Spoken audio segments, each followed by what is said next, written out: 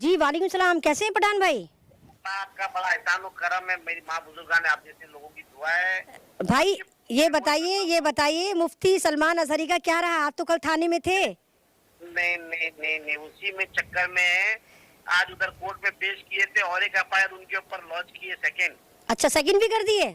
हाँ, अभी वही तो बताएंगे ना उनको। जी जी जी जी। तो हमारी कामयाबी की उम्मीद कितनी है गोगा भाई? तो देखिए, कामयाबी की उम्मीद तो अल्लाह से, अल्लाह की साथ पे पूरा भरोसा है। अभी यहाँ से जो टीम अपनी जाएगी, अभी देखते हैं वो क्या होता है। मैं उसी में लाइनअप पे लगा हूँ, मैं आपको रात में फुर्सत से अपडेट देता हूँ ना पूरा। जी बिल्कुल गोगा भाई, मुझे बताइए क्या हुआ। और पक्का मेरा हम दर्द आपके रहेगा, साथ हैं। हम आपके साथ हैं और मैं लगातार इस पे इंटरव्यू भी दे रही हूँ, लगातार मैं छोटी छोटी वीडियो भी बना रही हूँ। हमें उम्मीद है कि हम कामयाब होंगे और हम फिर जीतेंगे। वाकई हमारा दौर आएगा। आमीन आमीन आमीन, हकीकत। करेंगे क्योंकि हमारे उलमाओं के खिलाफ ये बर्दाश्त नहीं करेंगे। अगर आपके संतों के खिलाफ और किसी के खिलाफ अगर कोई गलत बात होती है तो उतरते हैं ना, ये हमारे धर्म को ठेस पहुंचाते हैं, ये हमारी शरीयत को बुरा कहते हैं, ये हमारे इस्लाम धर्म को बुरा कहते हैं, रोज गालियां देते हैं हमको। क्यों?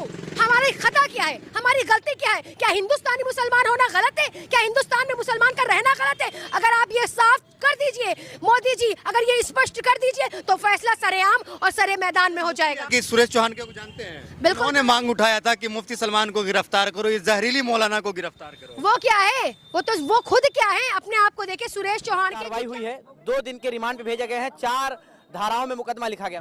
देखिए, मौलाना सलमान ने गलत बोला, उन्होंने कुत्ता कहा, कुछ इंसान अपने आप को समझ लिए। मीडिया वाले चला रहे हैं, दिल को ठेस पहुंचाया है मौलाना सलमान। इससे दिल को ठेस नहीं पहुंचा आता है क्या? इन्होंने नारा नहीं दिया था जब मुल्ले काटे जाएंगे तो राम राम चिल्लाएंगे? किसका नारा था ये बताओ? ने दिया था। आतंक के मंदिर के अंदर भड़वा कटवा मुल्ला न जाने आतंकी क्या क्या बोला जाता है, कार्रवाई नहीं होती है। एक मौलाना शेर पढ़ देता है, उसके ऊपर टोपी लगी होती है, उस टोपी को भी संविधान देख लेता है, कानून देख लेता है। जिसके आंखें पट्टी लगी होती है वो भी देख लेता है कि मुसलमान है। अगर उसके जबान गंदे हैं, आज तक मैंने नहीं देखा कि किसी भड़काऊ भाषण देने वाले के ऊपर एटीएस गई हुई कार्रवाई करने, पुलिस जाती है कार्रवाई करने। एटीएस का अधिकार किसने दे दिया भड़काऊ भाषण पे कार्रवाई करने के लिए? मुसलमान इस देश में टीआरपी बन गया है। जिसको टीआरपी चाहिए, चाहे स्टेडियम टीआरपी चाहिए, मुसलमानों को गाली दीजिए। राजनीति में अपना कद बढ़ाना है तो मुसलमानों को गाली दीजिए। धर्म में अपना कद बढ़ाना है तो मुसलमानों को गाली दीजिए। बिना मुसलमान उठाने आए हो तो खुल के आवाज उठाओ, शेरे हिंदुस्तान सलमान अजहरी साहब को रिहा करो, सलमान अजहरी साहब किबला को, सलमान अजहरी साहब किबला को, सलमान अजहरी साहब किबला को, सलमान अजहरी साहब किबला को। देखिए, मुफ्ती सलमान अजहरी साहब को लेकर पूरे मुल्क में प्रदर्शन चल रहा है। आपने देखा अभी वीडियो के अंदर, भीलवाड़ा के अंदर बड़ी तादाद में लोगों ने जुलूस निकालकर एहतजाज किया और ये बात कही कि उनको रिहा किया जाए। लेकिन मैं आपको बता दूं, कल कोर्ट में जब मुफ्ती सलमान अजहरी साहब को पेश किया गया, 5 घंटे बहस चलती है, 5 घंटे, और मुफ्ती साहब को 63 घंटे के बाद जो है वो कोर्ट में दाखिल किया गया, पेश किया गया, जो कि वकील का कहना यह था कि यह गैर कानूनी है। मुफ्ती साहब को जल्द कोर्ट में पेश करना था, लेकिन 63 घंटे लग गए कोर्ट में पेश करना। 5 घंटे चली, लेकिन रिमांड जो की जा रही थी वो 10 दिन की, लेकिन कोर्ट ने 1 दिन की दी। लेकिन मैं आपको यह भी बता देता हूं कि एटीएस ने गिरफ्तार किया है। एटीएस वो महकमा है जो बहुत ज्यादा बारीकी से छानबीन करेगा। वो इस तरह की बात भी करेगा कि कहीं इनके लिंक दूसरे ममालिक से तो नहीं है। मुफ्ती सलमान अजहरी साहब के अकाउंट में कितना पैसा आता है, कहां से आता है और कौन कौन ये पैसा भेजता है। मुफ्ती सलमान अजहरी साहब के मोबाइल की डिटेल भी निकाली जाएगी कि वो कहां बात करते हैं, किससे बात करते हैं, कितनी बात करते हैं, और इनके रिलेशन में, इनकी कुर्बत में कौन कौन लोग रहते हैं। उनके परिवार वालों के अकाउंट देखे जाएंगे, ये तमाम।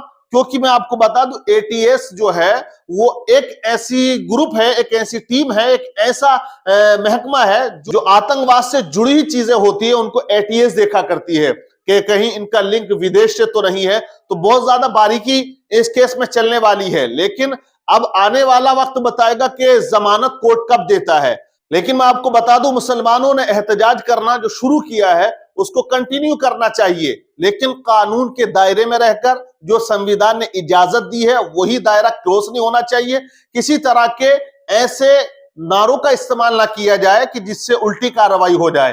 क्योंकि मैंने देखा बहुत से नौजवान जज्बात में आकर ऐसे नारे भी लगाते हैं कि वो शक के दायरे में भी आते हैं, कानून के खिलाफ होते हैं और फिर उल्टी कार्रवाई हो जाती है। क्योंकि आपने देखा मुफ्ती सलमान अजहरी साहब को जिस थाने में रखा था वहां लोगों ने घेराव किया था और वहीं पे लाठीचार्ज भी हुई, कुछ पथराव भी हुआ, 800 लोगों के खिलाफ एफआईआर दर्ज होती है। तो जो भी आपको जुलूस निकालना हो या मेमोरेंडम देना हो या जो अपनी बात रखनी हो वो कानून के दायरे में रह के संविधान को फॉलो करते हुए आप रख सकते हैं। और बिल्कुल जो हक जो अधिकार है उसका आप यूज करें, उस वक्त तक करें जब तक के मुफ्ती सलमान अजहरी साहब की गिरफ्तारी पर रोक ना लगे और उनको जमानत ना मिल जाए, उनको खारिज ना कर दिया जाए, उनको रिलीज ना कर दिया जाए। उस वक्त तक जो है बिल्कुल आवाज उठानी चाहिए। शासन प्रशासन तक अपनी आवाज को हमें कंटिन्यू पहुंचाते रहना चाहिए। क्योंकि देखिए मुफ्ती सलमान अजहरी साहब की जो हेट स्पीच कह के बहुत ज्यादा माहौल गर्म कर दिया। आप जानते हैं कि नेशनल मीडिया की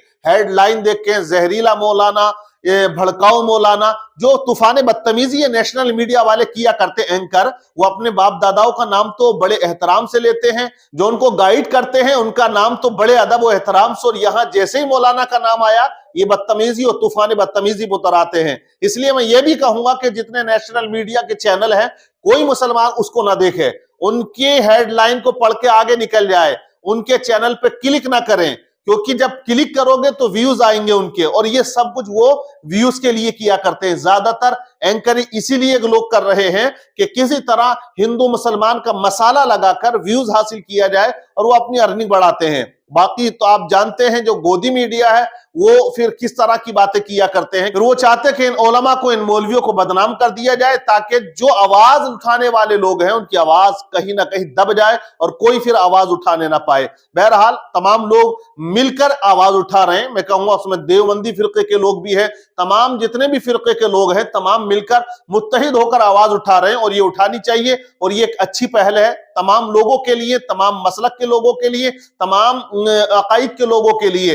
अगर कोई ऐसा प्लेटफॉर्म है जहां किसी के साथ जुल्म होता है, ज्यादती होती है, तो वहां एकता और यूनिटी के साथ आना चाहिए और तमाम मिलकर आवाज उठाएं ताकि आवाज सुनी जाए और किसी बेकसूर पर किसी तरह की कोई कार्रवाई ना हो। बहरहाल आप लोगों का क्या कहना है कमेंट्स करके आप जरूर बताइएगा। वीडियो को ज्यादा से ज्यादा शेयर कीजिएगा।